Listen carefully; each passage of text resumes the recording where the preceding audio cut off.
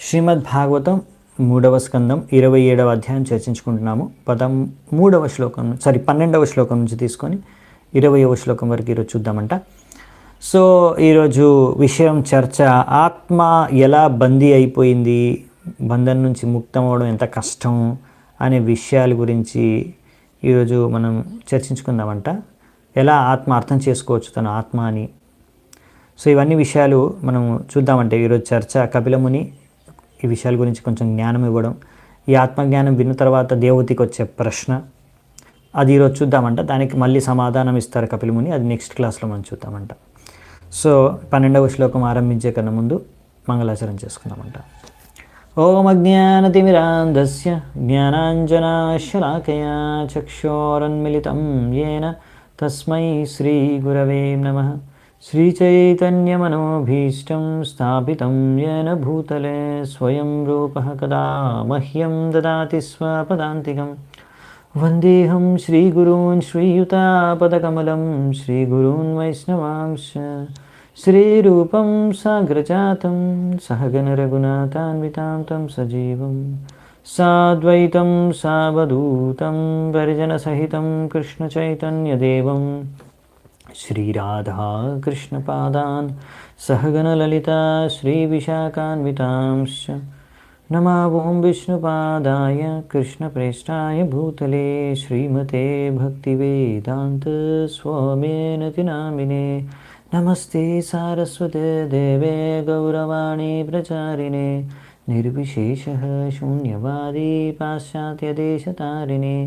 నమో మహావదన్యాయ కృష్ణప్రేమప్రదాయతే కృష్ణాయ కృష్ణచైతన్య నామినే గౌరత్పిషే నమః.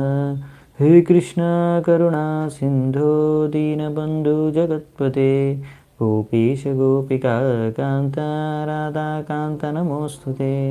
తప్తకాంచన గౌరాంగీ రాధే వృందావనేశ్వరి వృషభానుసుతే దేవీ ప్రణమామి హరిప్రియే. నీలాచలనివాసాయ నిత్యాయ పరమాత్మనే బలభద్రసుభద్రాభ్యాం జగన్నాథాయ తే నమః. వాంఛాకల్పతరుభ్యశ్చ కృపాసింధుభ్య ఏవ చ పతితానాం పావనేభ్యో వైష్ణవేభ్యో నమో నమః. జయ శ్రీకృష్ణ చైతన్య ప్రభు నిత్యానంద శ్రీ అద్వైత గదాధర శ్రీవాసాది గౌరభక్తవృంద. హరే కృష్ణ కృష్ణ కృష్ణ హరే హరే హరే రామ రామ రామ హరే హరే. 12వ శ్లోకం. యథా జలస్థ ఆభాసః స్థలస్థేనావదృశ్యతే స్వాభాసేన తథా సూర్యో జలస్థేన దివి స్థితః. ఇప్పుడు మనం 12, 13, 14 ఈ 3 శ్లోకాల్లో ఆత్మ, పరమాత్మ ఇంకా భగవంతుడిని ఎలా అర్థం చేసుకోవచ్చు ఒక ఉదాహరణతో మనం చూద్దామంట. సో ఇందులో సూర్యుడు ఒక ఉదాహరణ ఇచ్చారు. సూర్యుడి ద్వారా మనం ఎలా అర్థం చేసుకోవచ్చు భగవంతుడిని. సూర్యుడి యొక్క ప్రతిబింబం, సూర్యుడు ఎప్పుడైతే ఆకాశంలో ఉంటాడో ఆయన ప్రతిబింబం, ఆయన యొక్క వెలుతురు అంతా కూడా జలం పైన పడింది అనుకోండి. ఆ జలం పైన నుంచి మళ్ళీ రిఫ్లెక్ట్ అయ్యి ప్రతిబింబం అది రిఫ్లెక్ట్ అయ్యి ఆ సూర్యుడి వెలుతురు అంతా ఆ గోడ మీద పడుతుంది. సో మనము రూమ్లో ఒక గోడ పైన సూర్యుడి వెలుతురుని చూసి మనం రూమ్ లోపల కూర్చున్నా కానీ, ఒకవేళ సాధారణంగా చెప్పాలంటే సింపుల్ ఉదాహరణ, రూమ్లో మీరు సూర్యుడు వెలుతురు చూసినా గోడ పైన సూర్యుడు కిరణాలను కనిపించాయనుకోండి, వెంటనే మనకు అర్థమయ్యేది ఏంటంటే ఆకాశంలో సూర్యుడు ఉన్నాడు అని. సూర్యుడిని మళ్ళీ తిరిగి చూడాల్సిన అవసరం లేదు, అవునా? సూర్యుడి వెలుతురుని గోడ మీద చూసి మనకు అర్థమైపోతుంది సూర్యుడు ఉన్నాడు ఆకాశంలో అని. అలాగే భగవంతుడి యొక్క భక్తుడు, భగవంతుడి యొక్క శక్తి ఎలా పనిచేస్తుంది, ఆ శక్తి ప్రదర్శనను ఈ యొక్క భౌతిక ప్రపంచంలో చూసి అర్థం చేసుకుంటాడు భగవంతుడు ఉన్నాడు అని. సో ఎందుకంటే ప్రతి ఒక్కటి కూడా ఈ సృష్టిలో భగవంతుడి యొక్క శక్తి ఆధారంగానే నడుస్తుంది. సో ఆ విషయం అర్థం చేసుకుంటాం అన్నమాట ఇక్కడ. సో ఇక్కడ అదే విషయం చెప్తున్నారనమాట. సృష్టిలో ఏదైనా సరే, ఏం జరుగుతున్నా సరే అన్నీ కూడా భగవంతుడి శక్తి ప్రకారమే నడుస్తున్నాయి.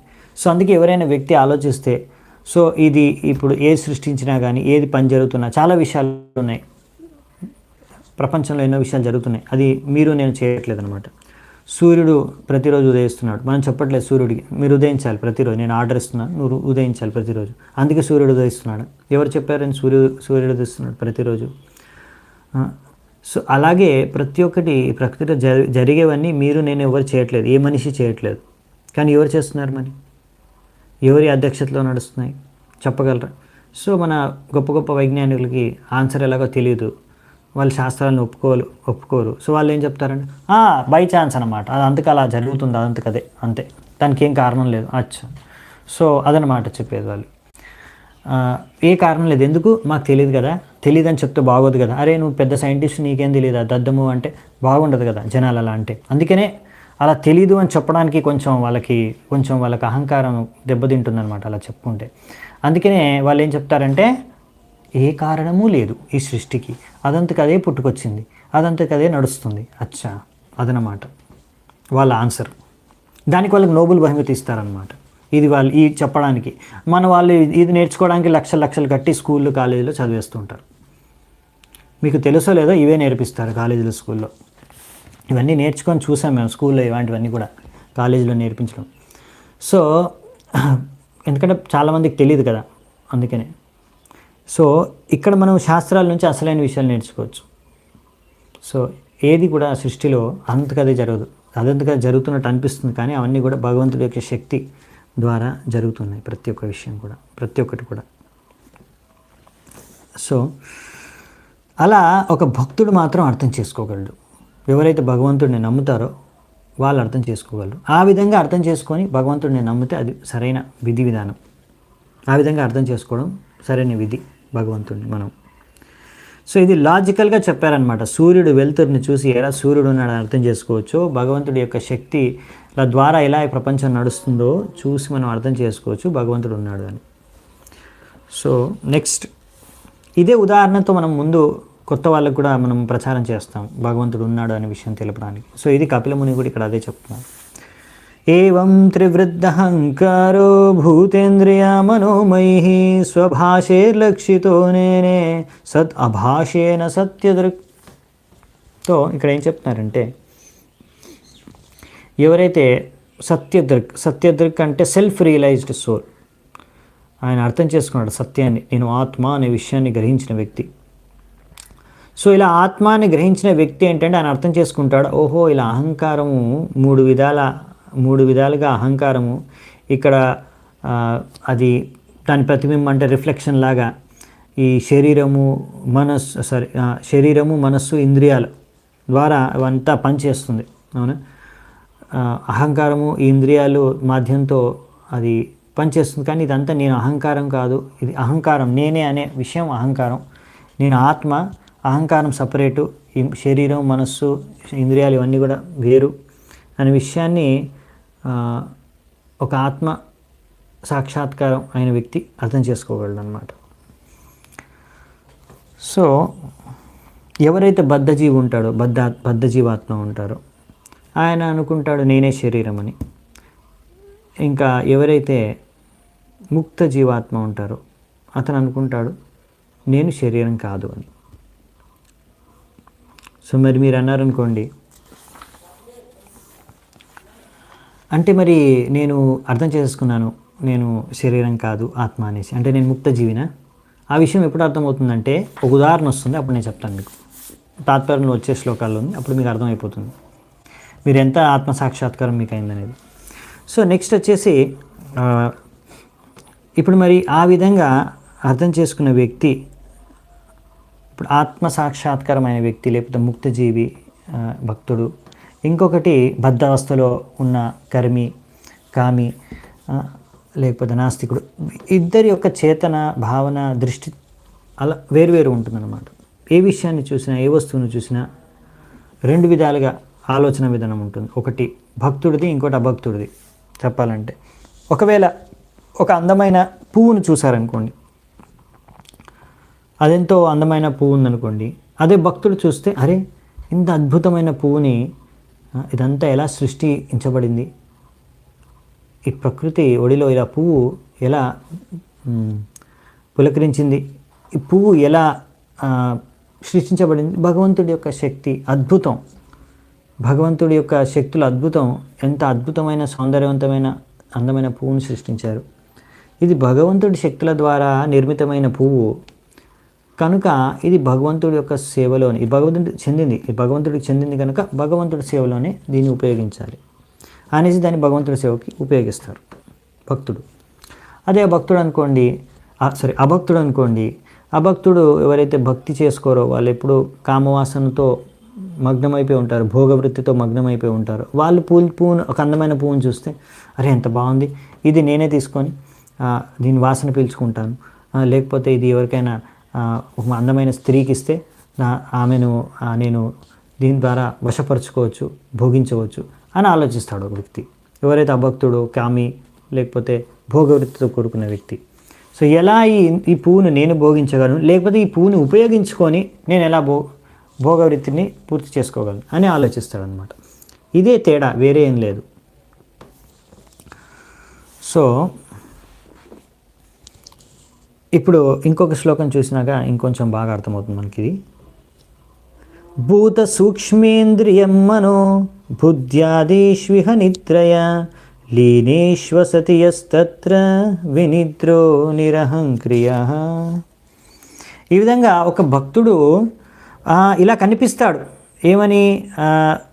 ఇతను కూడా భౌతిక శరీరంలోనే ఉంటూ భౌతిక కార్యాలు చేస్తున్నట్టు, భౌతిక మనస్సు ఇంద్రియ బుద్ధితోనే కార్యాలు చేస్తున్నాడు. ఇందులోనే అతను కానీ కనిపిస్తాడు.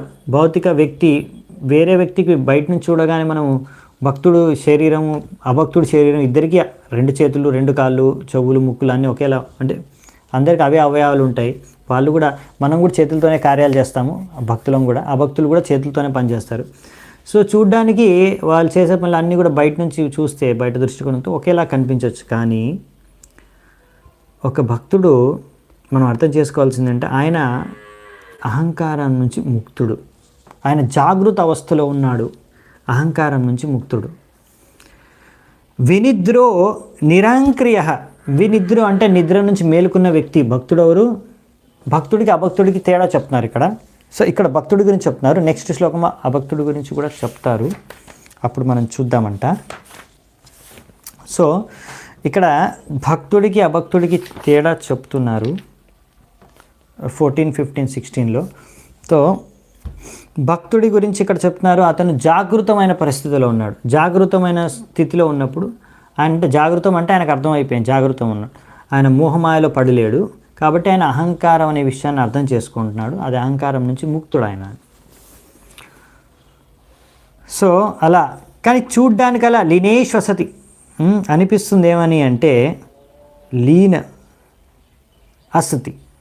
ఆయన అనిపిస్తుంది ఏంటంటే ఇది అసత్, ఆయన ఈ యొక్క భౌతిక ప్రపంచంలో ఆయన కూడా విలీనమైపోయి ఉన్నాడు అని అనిపిస్తుంది. కానీ కాదనమాట అలా. ఈ లీన అనే శబ్దాన్ని తీసుకొని ప్రభుపాల ద్వారా ఒక విషయం చెప్తారు మనకి. మాయావాదులు అంటారు ఈ లీన అంటే విలీనమైపోవడం బ్రహ్మణంలో అని. వాళ్ళకి అదే ఒకటే అర్థమవుతుంది, అంతకని ఎక్కువ అర్థం కాదు. కానీ అలా ఎప్పుడు కూడా జీవాత్మ, ముక్త జీవాత్మ అంటే అలా బ్రహ్మంలో విలీనమైపోవడం కాదు. విలీనం అయిపోయిన బ్రహ్మంలో ఆ ఆత్మ యొక్క వ్యక్తిత్వం అనేది కోల్పోదు. అలాగే ఆత్మ సపరేట్గానే ఉంటుంది. ఎలాగైతే గోస్వామిపాద్, మన ఆచార్యులు గోస్వామిపాద్, ఆయన ఒక ఉదాహరణ ఇస్తున్నారు అర్థం చేసుకోవడానికి. ఆకుపచ్చ రంగులో ఉన్న ఒక పక్షి అలా ఒక వనంలో కానీ చెట్టులో కానీ ఎక్కడైతే ఒక పెద్ద ఆకుపచ్చ రంగు, చెట్టులో ఎన్నో ఆకులు ఉన్నాయి, ఆకులన్నీ కూడా ఆకుపచ్చ రంగులోనే ఉంటాయి కదా, అందుకనే ఆకుపచ్చ రంగు అంటారు అనుకుంటా, గ్రీన్ కలర్ని. సో ఇప్పుడు ఆ పక్షి ఆ చెట్టులో ఉన్న ఆకులన్నీ రంగు ఒకేలాగా ఉన్నాయి. సో చెట్టులో చాలా ఆకులతో నిండిపోయి ఉంది, కొమ్మలు ఆకులతో ఆ చెట్టులోకి ప్రవేశించి మొత్తం మీరు బయట నుంచి చూస్తే చెట్లు మొత్తం గ్రీన్ కనిపిస్తుంది అనమాట, ఆకుపచ్చ రంగులో ఉంది చెట్టు అంతా కూడా. సో అందులోకి పక్షి ప్రవేశించినప్పుడు మీరు అందులో పక్షి ప్రవేశించగానే మీకు కనిపించదు పక్షి, ఎందుకంటే మొత్తం గ్రీన్ కదా, గ్రీన్లో గ్రీన్ కలిసిపోయి మీకు పక్షి కనిపించదు. అంత మాత్రాన ఇప్పుడు మీరు అనలేరు ఆ పక్షి ఇంక లేదు, పక్షి వ్యక్తిత్వం కోల్పోయింది, మొత్తం గ్రీన్ గ్రీన్ అంతా కలిసిపోయింది, అంత ఒక గ్రీన్ అయిపోయింది. కాదు, అది అలా గ్రీన్ పక్షి, ఆకుపచ్చ రంగులో ఉన్న పక్షి ఆకుల మధ్య వెళ్ళిపోయినా కానీ ఇంకా అక్కడ పక్షి రూపంలోనే ఉంది, ఆ పక్షి రూపాన్ని కోల్పోలేదు. అదే విషయం ఇక్కడ వర్ణిస్తున్నారనమాట. సో అలా ఆత్మ ఎక్కడున్నా సరే, ఆత్మ తన వ్యక్తిత్వాన్ని అంటే దాని ఇండివిజువాలిటీ, ఆత్మ ఎప్పుడూ తన ఆత్మ రూపాన్ని, తన ఇండివిజువాలిటీని, వ్యక్తిత్వాన్ని కోల్పోదు. ఆత్మ ఎక్కడున్నా సరే, శరీరంలో ఉన్నా సరే, బ్రహ్మంలో విలీనమైపోయినా సరే, ఆధ్యాత్మిక లోకానికి వైకుంఠానికి వెళ్ళిపోయినా సరే. సో అదే ఇక్కడ చెప్తున్నారనమాట. సో మరి నిద్రపోతున్న వ్యక్తి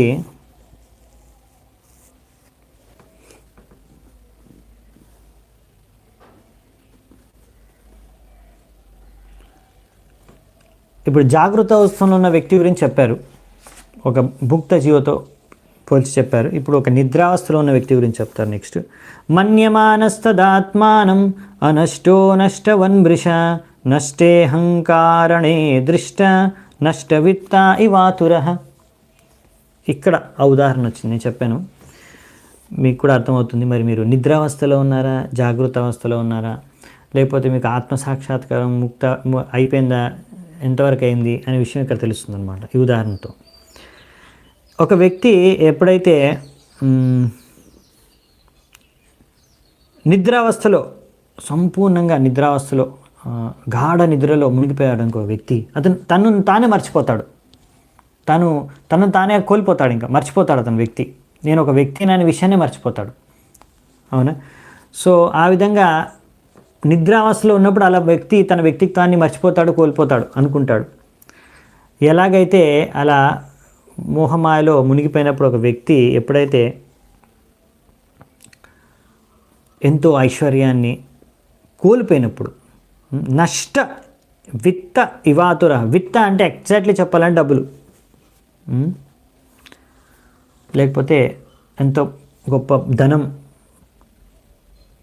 ఒకవేళ కోల్పోయాడు అనుకోండి ఒక వ్యక్తి ఏదో విధంగా, తో అప్పుడు ఆయన ఏమనుకుంటాడు, అయ్యో ఇంకా నా జీవితంలో ఇంకేం లేదు, అంతా అయిపోయింది, నేను ఇంక అయిపోయాను. సో ఇలా అనుకుంటాడంట.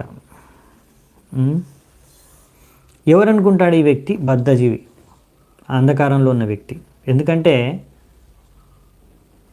డబ్బులు వెళ్ళిపోయాయి అనుకోండి, డబ్బులు వెళ్ళిపోయాయి, సరే డబ్బులు కోల్పోయారు మీరు, దొంగతనం అయిపోయాయి, లేకపోతే బిజినెస్లో లాస్ అయిపోయింది, ఎవరో మోసం చేశారు, ఏదో ఒకటి అయింది. ఇప్పుడు డబ్బులు మొత్తం మునిగిపోయారు మీరు, అంటే చెప్తారు కదా జనాలు, మేము మునిగిపోయాం, నిండా మునిగిపోయాం, ఇంకేం లేదు, చచ్చిపోయామంటే, అంటే మాకు ఇంకా బతికి లాభం లేదు, ఇంకా ఇంకేం లాభం, సంపాదించిందంతా వెళ్ళిపోయింది, నశించిపోయింది, ఇంకే నా బతికి ఏం లాభం లేదు, ఇంకా వేస్ట్, మా పని అయిపోయింది, ఇంక ఇప్పుడు ఆత్మహత్య ఒకటే మార్గం. సో చాలామంది అలా డబ్బులు కోల్పోయిన వాళ్ళు ఏమంటాం, ఆ యొక్క బాధను తట్టుకోలేక ఇంకా మా జీవితంలో ఇంకేం లేదు, అంతా అయిపోయామని ఆత్మహత్య కూడా చేసుకుంటుంటారు. సో ఇది ఎవరంటే, ఇది ఎందుకు ఇలా జరుగుతుంది అంటే, వాళ్ళు డబ్బు పట్ల ఎంత ఆసక్తి పెంచుకున్నారంటే, ఇంకా వాళ్ళని డబ్బుతో ఏకమైపోయారంటే, ఆ డబ్బు వాళ్ళు ఇద్దరు సపరేట్ చేసుకోలేకపోతున్నారు వాళ్ళని. సో డబ్బు కోల్పోవడంలో వాళ్ళు అనుకుంటారు, నేను నన్నే కోల్పోయాను అనుకుంటున్నారు, ఇంకా నా జీవితంలో ఏం లేదనుకుంటున్నాను, నేను ఇంకా నా వ్యక్తిత్వం ఇంకేం లేదనుకుంటున్నారు. అలా కాదు, డబ్బు సపరేటు, ఆత్మ సపరేటు, మనం సపరేటు. డబ్బు వస్తుంది పోతుంది, అలా అనేసి మనము అలా ఎవరైతే అలా అంతగా ఆసక్తి లేదో జాగృత అవస్థలో ఉన్నవారు ఎక్కువగా బాధపడరు. సో చాలా సింపుల్ లైన్ ఏంటంటే, మీరు ఒకవేళ పెద్ద డబ్బును కోల్పోయారనుకోండి, మీరు ఎంత బాధపడుతున్నారు అంటే, మీరు ఎంతగా ఇప్పుడు మీకు కూడా అలా అనిపించింది, ఇంకేం లాభం లేదు జీవితంలో, ఇంకా ఆత్మహత్య చేసుకోవాల్సిందే, డబ్బంతా కోల్పోయాను నేను, ఎంత సంపాదించిన జీవితాంతం సంపాదించిన డబ్బంతా ఇంకా కోల్పోయాను, ఇంకేముంది నా దగ్గర, ఇంకేం లేదు, ఇంకా నా జీవితం వేస్ట్, ఇంకా నా జీవితం ఇంకా నేనేం లేను అనేసి అనుకునేవారు. అంటే వాళ్ళు ఇంకా అంత బద్ధవస్థలో ఉన్నట్టు. ఒకవేళ కోల్పోమని చెప్పట్లేదు, డబ్బుల్ని మీరు కోల్పోవాలని చెప్పట్లేదు. కానీ మీ యొక్క ప్రతిస్పందన, మీ మనోభావన, చేతన ఎలా ఉంటుంది ఒకవేళ డబ్బు కోల్పోతే, అప్పుడు దాన్ని బట్టి మీకు అర్థమైపోతుంది. సో అందుకనే కష్టాలు వచ్చినప్పుడు మనకి మన భక్తి ఎంతో, మన లెవెల్ ఏంటో మనకు అర్థమైపోతుంది అనమాట. మనం ఎంతగా విచలితం అవుతే, ఎంత డిస్టర్బ్ అవుతే దాని ద్వారా అంత మనం ఇంకా బద్ధవస్థలో ఉన్నట్టు. ఎందుకంటే మన ఆత్మ సపరేటు, డబ్బు సపరేటు. ఆ విషయం అర్థం చేసుకోవాలి. అసలు అది ఆత్మసాక్షాత్కారం యొక్క లాభం. అంటే ఆత్మసాక్షాత్కారమైన వ్యక్తి భౌతికంగా ఏం కోల్పోయినా కానీ పీస్ఫుల్ అనమాట, ప్రశాంతంగా ఉండగలుగుతాడు. ఎందుకంటే ఆయనకు తెలుసు నేను అసలు ఏం కోల్పోలేదు. ఎందుకంటే అసలు నేను ఆత్మ, ఈ శరీరం ఎలాగో ఒక రోజు నేను కోల్పోవాల్సిందే. అందుకనే మృత్యుకు కూడా ఆయన భయపడ్డాడు. ఎందుకంటే ఆయనకు తెలుసు ఏదో ఒక రోజు శరీరాన్ని కోల్పోవాల్సిందే. కానీ ఆయన మరి ఏం చేస్తాడు? మరి ఊరికే కూర్చుంటాడా? కాదు, భక్తి చేసుకుంటాడు. ఎందుకంటే ఆయనకు తెలుసు ఇది ఒక్కటే నన్ను బతికించేది అసలు. అంటే నాకు నెక్స్ట్ అసలైన జీవితాన్ని కానీ, శాశ్వతమైన ఆనందాన్ని కానీ ఇచ్చేది, శాశ్వత జీవితాన్ని కూడా ఇచ్చేది కూడా, మంచి సద్గతిని సంపాదించి పెట్టేది నాకు భక్తి మాత్రమే. చాలామంది డబ్బులు ఎందుకు సంపాదించుకొని దాచుకోవాలనుకుంటారంటే ఫ్యూచర్ బాగుండాలి అని, భవిష్యత్తులో ఏ సమస్య రాకుండా ఉండాలని. కానీ వాళ్ళు మర్చిపోతారు, మరి మృత్యు తర్వాత మరి డబ్బు మీకు సహాయం చేయలేదన్నమాట నెక్స్ట్ జీవనంలోకి. మరి మీరు ఆ డబ్బును తీసుకొని నెక్స్ట్ లైఫ్లో వెళ్ళలేరు. అప్పుడు మీకు ఏం మీతో పాటు వస్తుందంటే మీరు చేసుకున్న కర్మలు, భక్తి మాత్రమే. మీరు భక్తి చేసుకుంటే భగవద్ధామానికి వెళ్ళిపోతారు. ఇంకా ఏ కర్మలు చేస్తున్నారో దాన్ని బట్టి నెక్స్ట్ శరీరం దక్కుతుంది. అలా సో మీరు ఎంత డబ్బు సంపాదించారని బట్టేసి మీకు నెక్స్ట్ శరీరం దక్కదనమాట. నేను నా లాస్ట్ లైఫ్లో పోయిన జన్మలో నేను కోటీశ్వరుణ్ణి కాబట్టి నాకు ఒక మంచి శరీరం దొరకాలి ఇప్పుడు. ఇంకా లేకపోతే నాకు ఆ కోటీశ్వరుణ్ణే కదా, నా కోట్ల డబ్బులన్నీ ఇప్పుడు నాకు అలాగే బ్యాంక్ బ్యాలెన్స్ అలాగే కంటిన్యూ అవ్వాలి ఈ జన్మలో కూడా అంటే అది అవ్వదన్నమాట. సో ఆ విషయాన్ని అర్థం చేసుకోవాలి మనం. సో ఇవన్నీ ఈ శరీరంతో పాటు ఈ జన్మలో అంతా ముగిసిపోతాం. సో మన భక్తి మాత్రం మనతో పాటు కంటిన్యూ అయ్యేది. సో ఆత్మజ్ఞానం ఉన్న వ్యక్తి ఇవన్నీ విషయాలు సరిగ్గా అర్థం చేసుకోగలడు అనమాట. సో ఆత్మజ్ఞానం సరిగ్గా ఉంటే ఎన్నో లాభాలు ఉన్నాయి మనకి జీవితంలో. ఏవం ప్రత్యవం వృష్యాయాసౌ ఆత్మానం ప్రతిపద్యతే సాహంకారస్య ద్రవ్యస్య యోగస్థానం అనుగ్రహః. సో ఈ విధంగా ఎప్పుడైతే ఒక వ్యక్తి బై మెచ్యూర్ అండర్స్టాండింగ్ ఈ విధంగా పరిపక్వతో సాధిస్తాడో తన ఆలోచన విధానంలో, ఒక వ్యక్తి ఆత్మసాక్షాత్కార జ్ఞానం ద్వారా ఇలా మంచి జ్ఞానం, సరైన చేతన, జాగృతమైన చేతనను సంపాదించుకుంటాడు ఒక వ్యక్తి. అప్పుడు ఆ వ్యక్తి దెన్ ద సిచ్యువేషన్ ఈ accepts under falls ego becomes manifest him. అప్పుడు అవస్థానం అనుగ్రహ ఆయనకు అర్థమైపోతుందన్నమాట. ఎలా సహంకారస్య ద్రవ్యస్య, ఈ అహంకారంతో నేను ఎలా బాధపడుతున్నాను, లేకపోతే అహంకారంతో ఎలా ప్రభావితమవుతున్నాను అనే విషయాన్ని, అహంకారాన్ని అతను సపరేట్ చేసి చూడగలడు, అర్థం చేసుకోగలడు. నేను అహంకారం నుంచి ముక్త అయి ఉండాలి అనే విషయాన్ని. సో అహంకారం నుంచి నేను సపరేట్ అనే విషయాన్ని అర్థం చేసుకోగలడు. సో మరి ఇప్పుడు ఈ విధంగా మనకు జ్ఞానంతో మనం ఎలా అర్థం చేసుకోవచ్చు, ఈ బద్ధావస్థ నుంచి, అహంకారం నుంచి ఎలా ముక్తులం అవ్వచ్చు, ముక్తావస్థలోకి ఎలా ఉండొచ్చు మన చేతన అనే విషయాన్ని ఇప్పుడు కపిలముని చెప్పిన తర్వాత దేవతకి ఒక మంచి డౌట్ వస్తుంది, ప్రశ్న వస్తుంది. ఏంటంటే చూద్దామంట. అదే ఆమె అడిగే ప్రశ్న ఇప్పుడు నెక్స్ట్ వచ్చే శ్లోకాలు, దాంతోనే ముగిద్దామంటే ఈరోజు చర్చ. దేవహూతిరువాచ పురుషం ప్రకృతిర్బ్రహ్మన్ న విముంచతి కర్హిచిత్ అన్యోన్యాపాశ్రయాత్ తావచ్ నిత్యత్వాదన్యో అనయో ప్రభో. ఓకే, సో దేవహూతి ఏమంటుందంటే, ఓ నా ప్రియమైన బ్రాహ్మణ పుత్ర, సో ఈ యొక్క భౌతిక ప్రకృతి, ఈ ప్రకృతి ఏదైతే ఉందో ఇది ఎప్పుడైనా ఆత్మను వదిలేస్తుందా? ఓకే, మీరు చెప్పేదంతా నాకు ఫిలాసఫీ థియరీ బాగానే అర్థమైంది, కానీ ఎప్పుడైనా ఇప్పుడు అది సరే, ఆ థియరీ మాత్రమే. ఎందుకంటే వీళ్ళిద్దరూ కలిసి ఇప్పుడు ప్రకృతిలోనే ఆత్మ ఎంతో బద్ధజీవాత్మ అంతకాలం సనాతనం కాలం చెప్పాలంటే ఎప్పుడో ఎన్ని రోజుల నుంచి భౌతిక ప్రపంచంలో రకరకాల శరీరాలు ధారించుకుంటూ భౌతిక వాతావరణంలో ఉన్నామనే విషయం, ప్రకృతిలో ఉన్నామనే విషయం మనకే తెలియదు. అనంతకాలం నుంచి ఎంతో, ఇప్పుడు మనము కొన్ని రోజుల నుంచి ఏదైనా విషయాన్ని, వస్తువుని ఉపయోగిస్తేనే, అది మొబైల్ ఫోనే కానివ్వండి, లేకపోతే ఒక ఇల్లే కానివ్వండి, చాలామంది వాళ్ళ ఇల్లు కట్టుకుంటారు చాలా కష్టపడి. సో ఆ ఇంట్లోనే వాళ్ళు దాని ఇల్లు వదిలి వెళ్ళాలనుకోరు వేరే చోటికి, ఎందుకంటే వాళ్ళకి ఆ ఇంటి పట్ల చాలా ఆసక్తి. సో ఆ ఇంట్లోనే ఉండాలనుకుంటారు, లేకపోతే అలా వదిలి వెళ్ళలేకపోతారు వాళ్ళు, అవునా? సో ఏదైనా వస్తువు పట్ల కొన్ని రోజుల పాటు మనం సంపర్కంలో ఉంటేనే ఎంత కనిష్టంగా సంబంధం ఏర్పడుతుందంటే దాన్ని వదిలి ఉండలేము. అటువంటిది ప్రకృతితో ఈ జీవాత్మ ఎన్నో సంవత్సరాల నుంచి, అనంతకాలం నుంచి కలిసి ఉంటుంది. అప్పుడు వాళ్ళిద్దరిని, అంటే ఇద్దరు వేరుపడడం ఎలా సంభవం? ఒకవేళ ఆత్మ వెళ్ళిపోవాలనుకున్నా ఇక్కడ ప్రకృతి వదులుతుందా? అది ఎందుకు వదులుతుంది? ప్రకృతి ఎందుకు వదులుతుంది? ఓకే, మనం అర్థం చేసుకొని మనం సపరేటు ఆత్మ, మనం ఈ ప్రకృతి నుంచి భౌతిక బంధనం నుంచి ముక్తులం అవ్వాలి అని అనుకుంటే సరిపోతుందా? మరి ప్రకృతి మనం వదిలేస్తుందా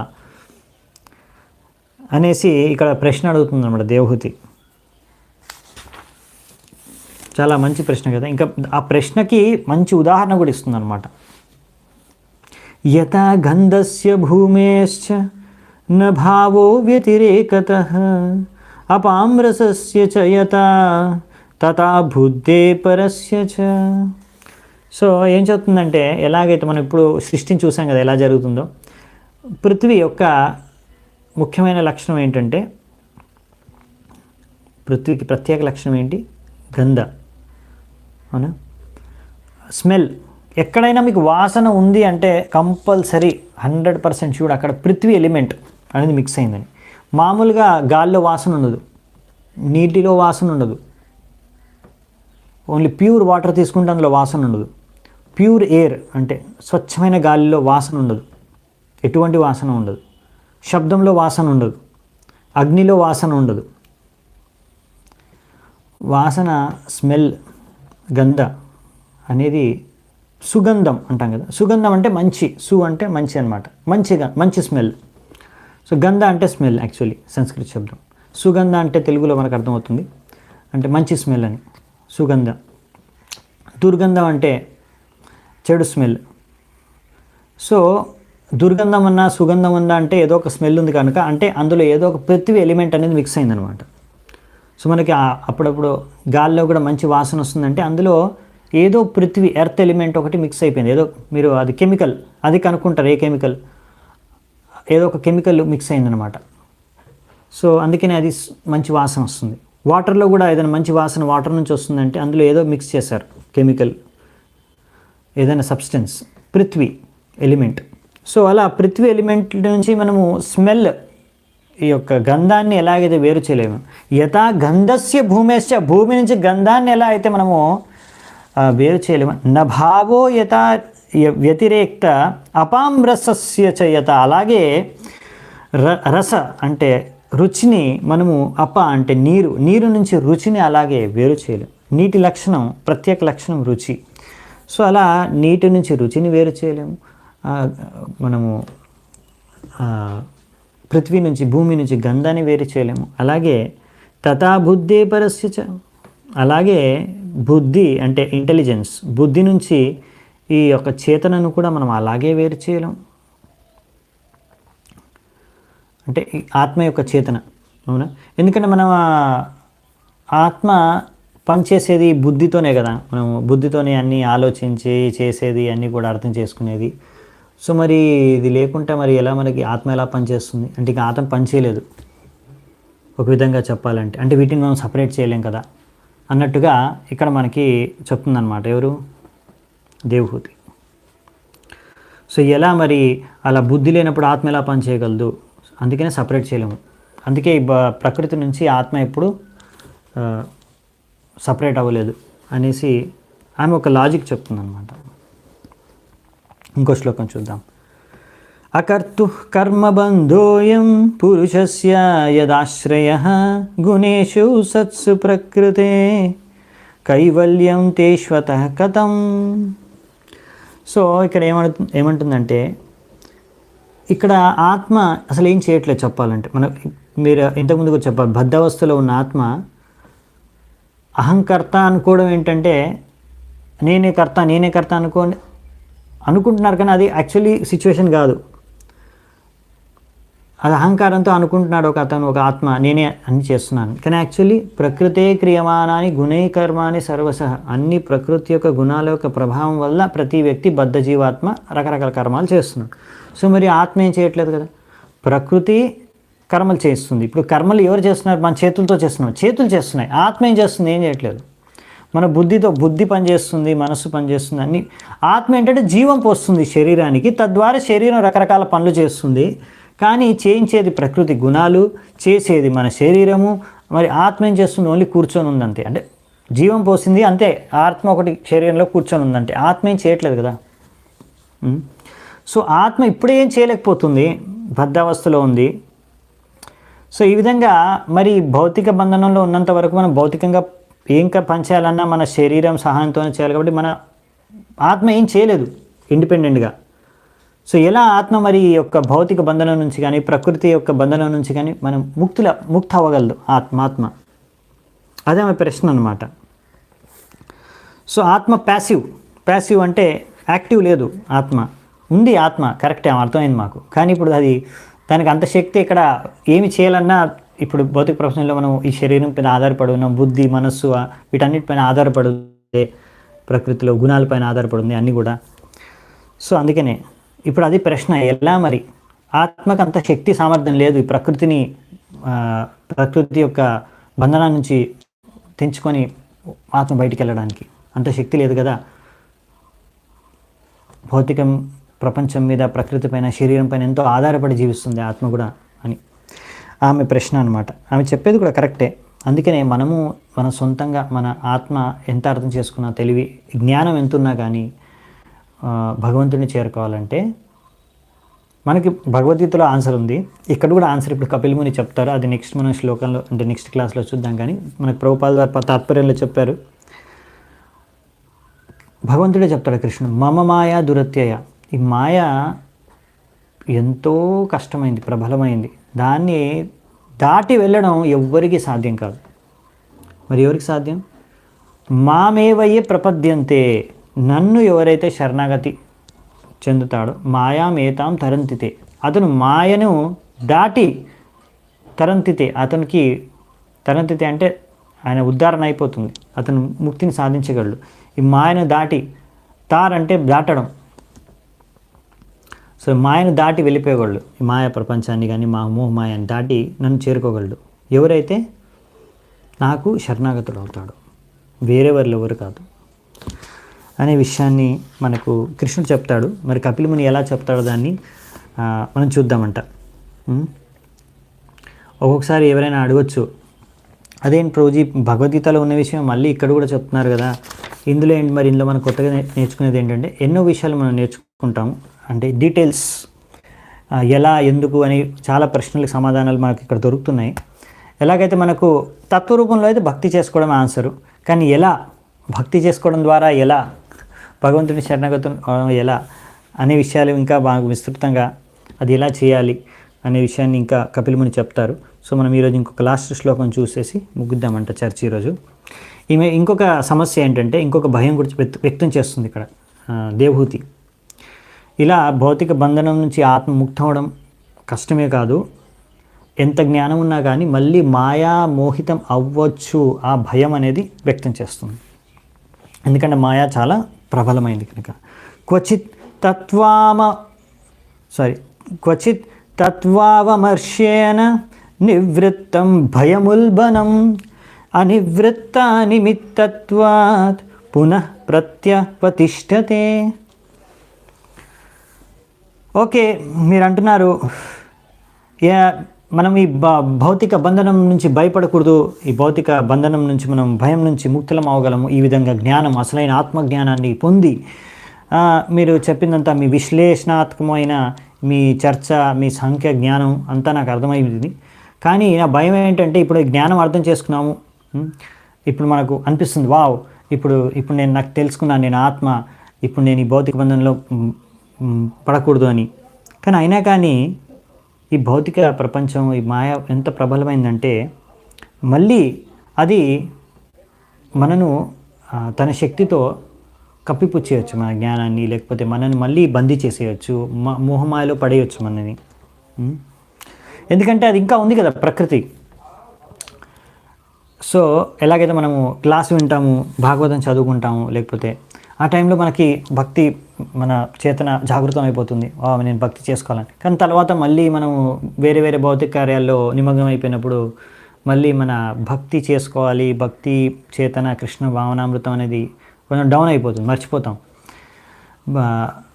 సో అలా ఇక్కడ చెప్తున్నాను అనమాట. సో ఈ విధంగా అంటే ఎలా మరి ఇక్కడ జ్ఞానం అర్థం చేసుకున్నప్పుడు మనకు ఫిలాసఫీ అర్థమైనా కానీ మళ్ళీ ఎందుకు మోహమాయలో పడిపోయే అవకాశం ఉంది. అలా పడిపోతారు కూడా. అందుకే జ్ఞానం ఒకటి సరిపోదు అనమాట. జ్ఞానం మనకు సహాయం చేస్తుంది భక్తిలో. ఆ విషయాలు మనకు కపిల ముని క్లియర్గా ఇంకా బాగా ఎక్స్ప్లెయిన్ చేస్తారు. జ్ఞానం మీకు హెల్ప్ చేయొచ్చు భక్తిలో. జ్ఞానం అనేది హెల్ప్ చేస్తుంది భక్తికి, మీరు భక్తి చేసుకోవడానికి. అందుకే జ్ఞానం ఇస్తున్నారు ఇక్కడ. కానీ జ్ఞానం ఒక్కటే సరిపోదు, భక్తి అనేది ఇంపార్టెంట్ జ్ఞానం కన్నా. జ్ఞానంతో మీరు అర్థం చేసుకోవచ్చు. చాలామంది ఉన్నారు, పిహెచ్డీలు కూడా చేసిన వాళ్ళు ఉన్నారు. జీవ గోస్వామిపాదు ఆయన రాసిన 7 సందర్భాల్లో పిహెచ్డీ చేసిన వాళ్ళు ఉన్నారు. కానీ వాళ్ళు ఇంకా మోహమాయ ప్రపంచంలోనే మునిగి ఉన్నారు. మరి ఆ పిహెచ్డీలు చేయకున్నా కానీ కొంతమంది శుద్ధ భక్తులు నిరక్షరాస్యులైనా సరే, వాళ్ళకు అక్షరాలు రాయడం రాకున్నా కానీ కొంతమంది శుద్ధ భక్తులు ఉన్నారు, భగవద్ధామానికి వెళ్ళిపోయారు, ఆచార్యులయ్యారు. సో అందుకనే జ్ఞానం అనేది ఒకటి హెల్ప్ చేస్తుంది మీకు, కానీ అది మెయిన్ ఎలిమెంట్ కాదు మనకి ఈ యొక్క భౌతిక బంధనం నుంచి ముక్తులు అవ్వడానికి. భక్తి అనేది ముఖ్యమైనది. ఆ విషయం మనకి వచ్చే శ్లోకాల తర్వాత మళ్ళీ మనకి కపిల ముని ఇంకా విస్తృతంగా చెప్తారు. ఇప్పుడు ఇక్కడ ఆమె చెప్పేది ఏంటంటే భయం, ఆమె భయాన్ని వ్యక్తం చేస్తుంది. అంటే ఇక్కడ ప్రభుపాల ద్వారా రాస్తున్నారు. అందుకనే ఈ జ్ఞానం అనేది థియోరిటికల్ నాలెడ్జ్, కొంచెం నీకు జ్ఞానం ఉంది, ఇదంతా ఇక్కడే ఉంది జ్ఞానం అంతే. కానీ ఇప్పుడు అసలు జీవితంలో భౌతిక బంధన నుంచి ముక్తి అవ్వడానికి అది సరిపోదు అన్నట్టుగా ఇక్కడ ఏమో వ్యక్తం చేస్తుంది. ఎందుకంటే శాశ్వతంగా ఈ ప్రకృతి బంధనం, భౌతిక బంధనం నుంచి ముక్తి అవ్వడం అనేది వేరు ఒక విషయం, ఓన్లీ అర్థం చేసుకోవడం మనం ఆత్మ అనేది ఒక విషయం. సో అది దానికి దీనికి చాలా డిఫరెన్స్ ఉంది. ఎందుకంటే ఇప్పుడు మనం అర్థం చేసుకున్నాం అంత మాత్రాన మనం ముక్తులు అయిపోయామా? లేదే, ఇంకా ఇదే శరీరంలో ఇక్కడే భౌతిక బంధనంలో ఉన్నాం కదా అన్నట్టు ఆమె చెప్తుందన్నమాట ఇక్కడ. సో మరి అందుకనే దీనికి ఆ కారణాన్ని ఈ యొక్క ఏ కారణం చేత అయితే మనము ఇలాంటి భయాన్ని ఉత్పన్నమవుతుందో ఆ కారణాన్ని కూడా మనము నశింపచేసేయాలి.